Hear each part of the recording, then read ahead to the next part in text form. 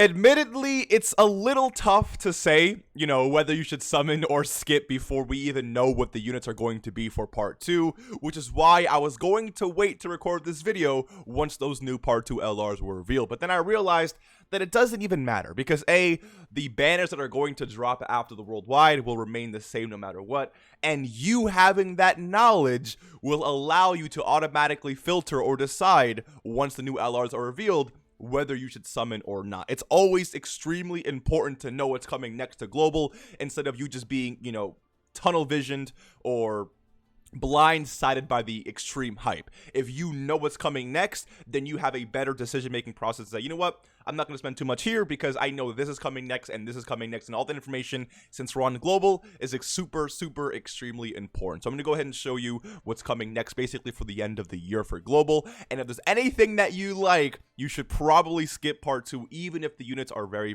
broken, because again, it all comes down to what you want to summon for. If you don't care about a Goku / Vegeta or a Metal Cooler, but you really care for what's coming next, then you're probably going to want to save for that. But I can understand that if Metal Cooler, if that's what's actually dropping, or a new Goku, Super Saiyan, Vegeta, if they're the best units in the game, again, I can understand that you want to summon, but again, the knowledge is super important. Now, let me just quickly catch you lacking with a really quick subscriber challenge, and then we can continue on with this video. Just be honest, okay?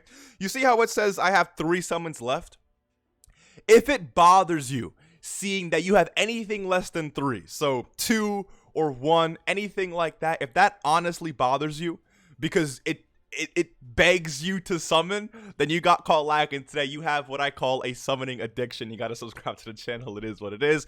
But if it really doesn't bother you and you can sit there and say, you know what, I don't care that I have 1 summon left or 2 summon left until the freebie, I'm going to save my stones. If that's you, then shout out to you. You can skip today's subscriber challenge. You don't have to suffer through what many of us have to suffer through. Let's hop straight into today's video. The next banner after the worldwide celebration will be, for global Dokkan at least, the Blue Goku and Blue Vegeta, or the Blue Goku exchange into Blue Vegeta.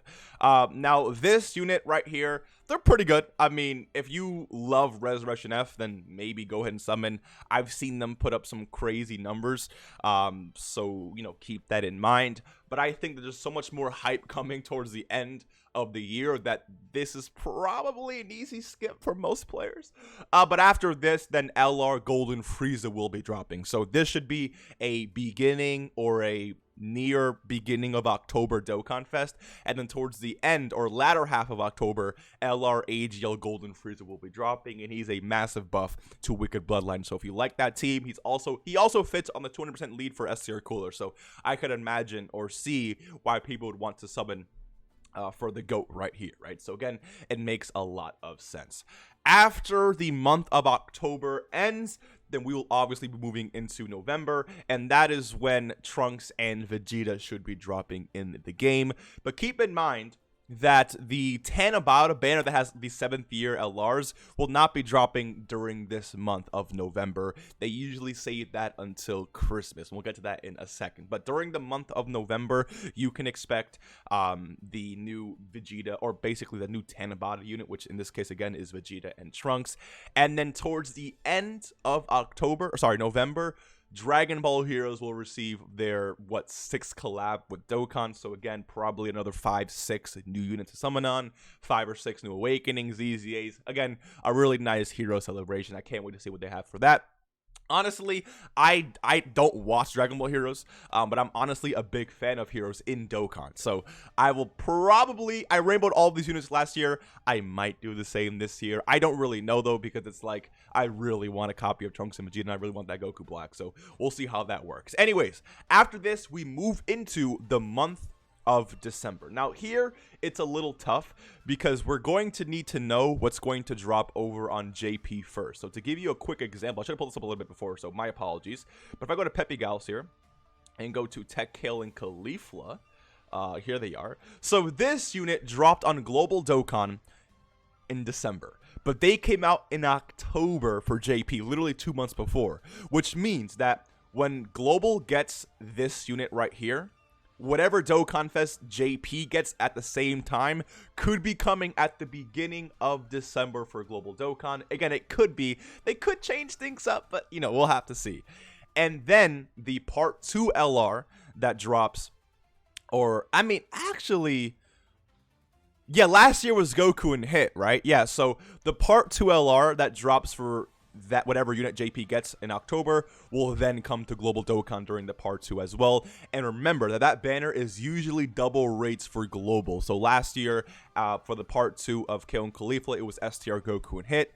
That banner was not double rates on JP, but it was double rates on Global because that's how they like to do it on the Global side of the game when it comes to the Christmas celebration thing, if you will.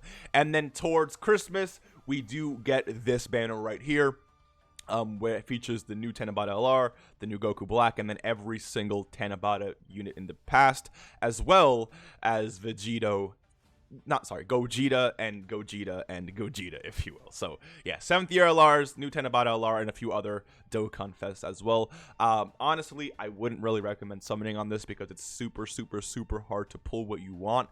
However, the 7-year LRs do become available in the Red Coin shop. So if you need copies of them, they're going to be available for you. Make sure that you have 500 of those coins saved up. All right.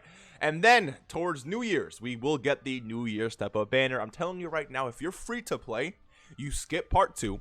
You skip any of the... Honestly, I might make a separate video just stressing this out because this is where the value is going to be. And I'll do a separate video on this because I like to deep dive into what the new units or what the updated list should be. So stay tuned for that because again, they're definitely going to update the list of units on this banner. I think this is 2021, by the way. Yeah, so they're definitely going to update this, and we'll have to see how good that's going to look. So stay tuned for a video like that. But again, if you're free to play, you honestly skip everything. I mean, it's hard to say skip this unit right here because this is literally still, I think, at least I consider them the best unit in the game, at least defensively.